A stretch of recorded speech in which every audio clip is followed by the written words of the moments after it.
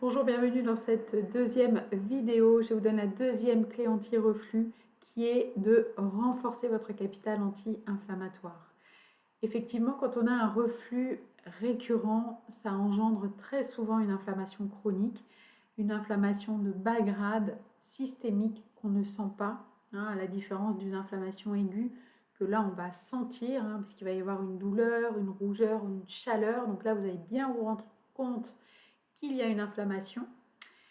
Mais l'inflammation chronique de bas grade, on ne la sent pas. Et pourtant, elle est délétère pour la santé. Et cette inflammation chronique va aussi engendrer ce fameux stress oxydant dont je vous ai parlé dans la première vidéo. Il y a un cercle vicieux comme ça qui s'installe. Bon, la bonne nouvelle, c'est que nous pouvons renforcer notre capital anti-inflammatoire en consommant du bon gras.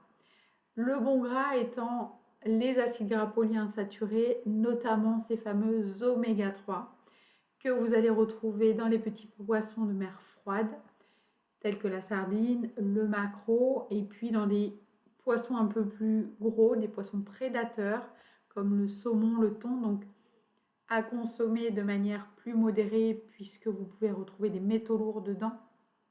Et donc les métaux lourds sont néfastes pour la santé. Par contre, consommer 2-3 fois par semaine des petits poissons de mer froide, il n'y a pas de souci pour la santé. Au contraire, c'est recommandé. Auquel vous pouvez rajouter une huile à oméga 3, comme par exemple 2 cuillères à soupe par jour d'huile de colza, ou bien l'huile de lin, ou bien l'huile de cameline. Ce sont des huiles à oméga 3. Et puis, vous pouvez aussi trouver des oméga 3 dans les végétaux tels que la mâche, le pourpier, les épinards, et également retrouver des oméga 3 dans les viandes où les animaux auront consommé des graines de lin dans lesquelles il y a des oméga 3, et donc on va retrouver une partie de ces oméga 3 dans la viande. Idem pour les œufs, si vous achetez des œufs où la poule aura consommé des graines de lin, eh bien on va retrouver les oméga 3 dans les œufs. Si la poule consomme du maïs, eh bien nous allons retrouver plus d'oméga 6 qui sont pro-inflammatoires parce qu'en trop grande quantité dans notre alimentation. Donc pour moduler ce côté inflammatoire, eh bien on va consommer des oméga 3. L'avantage de ces oméga 3, c'est qu'au-delà des bienfaits anti-inflammatoires, ils ont d'autres bienfaits sur la santé, comme par exemple, ils vont protéger tout le système cardiovasculaire, ils vont favoriser la perte de poids en activant la lipolyse, donc la fonte du gras.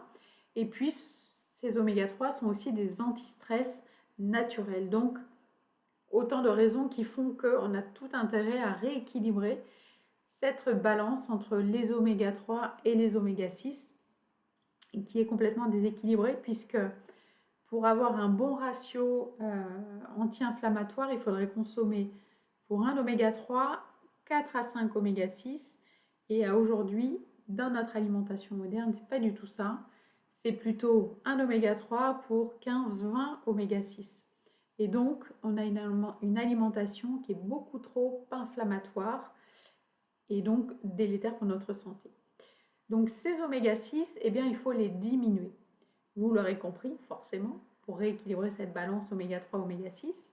Et donc, où est-ce qu'on trouve ces oméga 6? Eh bien, on va les trouver principalement dans les huiles végétales, comme l'huile de tournesol, l'huile de pépins de raisin, l'huile d'arachide.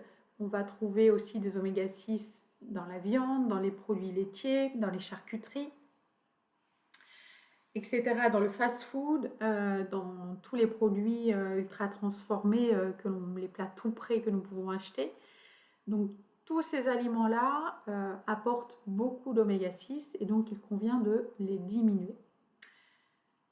La margarine également, les vinaigrettes toutes faites. Quand vous allez au restaurant, par exemple, demandez si vous prenez une crudité, un assaisonnement à part, parce que leurs vinaigrettes sont en général à base d'huile de tournesol. Donc privilégiez l'huile d'olive avec un un jus de citron par exemple, ça fera l'assaisonnement. Dans les cantines également, hein, ce sont des vinaigrettes toutes prêtes, donc avec de l'huile de tournesol ou d'arachide, enfin, ce sont des oméga 6, donc à diminuer. Pour cuisiner, vous pouvez utiliser de l'huile d'olive si vous ne la faites pas trop chauffer. Et puis dans vos salades, comme je vous le disais tout à l'heure, moitié olive, moitié colza, ça peut être intéressant pour rééquilibrer ces apports oméga 3, oméga 6.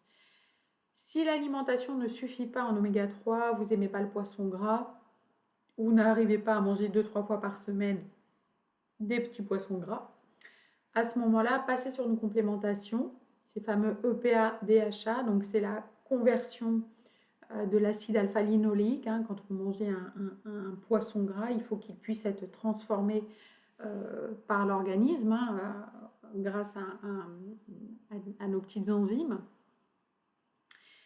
Et donc, EPA, DHA, 500 mg par jour, entre 500 mg et 1 g d'EPA, DHA par jour. Le soir, au cours du dîner, ça peut être intéressant de vous complémenter. Je conseille fortement aux personnes âgées de vous complémenter directement parce que souvent en vieillissant, on a nos capacités enzymatiques qui sont moindres et donc la conversion se fait moins bien.